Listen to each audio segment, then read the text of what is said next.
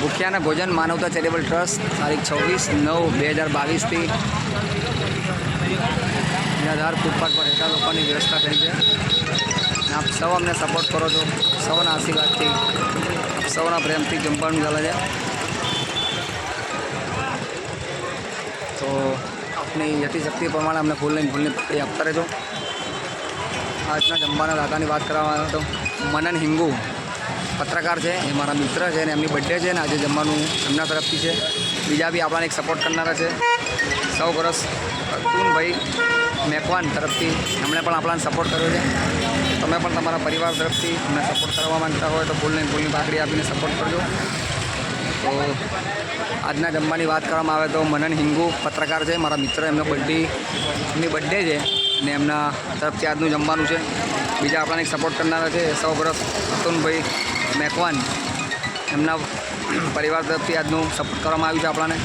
તો તમે પણ તમારા પરિવાર તરફથી સપોર્ટ કરવા માગતા હો ફૂલની પાકડી અમને સપોર્ટ કરજો. આપની હેપી બર્થડે આપણા પરિવારની પૂર્ણતિથિ યથાશક્તિ પ્રમાણે અમને સપોર્ટ કરજો.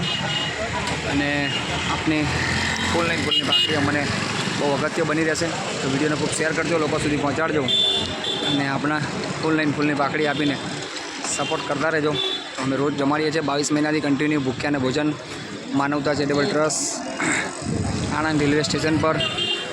તો દરરોજ નિરાધાર ફૂટપાથ પર રહેતા લોકોની વ્યવસ્થા કરી છે અને આપ સૌ અમને સપોર્ટ કરો છો અને આપ સૌના આશીર્વાદથી જ જમવાનું ચાલે છે.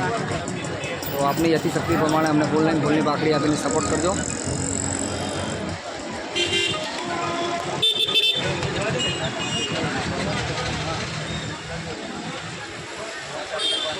તો આજના જમવાના દાતાની વાત કરી તો મનનભાઈ હિંગુ પત્રકાર છે, મારા મિત્રો, એમની બર્થડે છે અને એમની બર્થડેના વિશે આજે જમવાનું છે.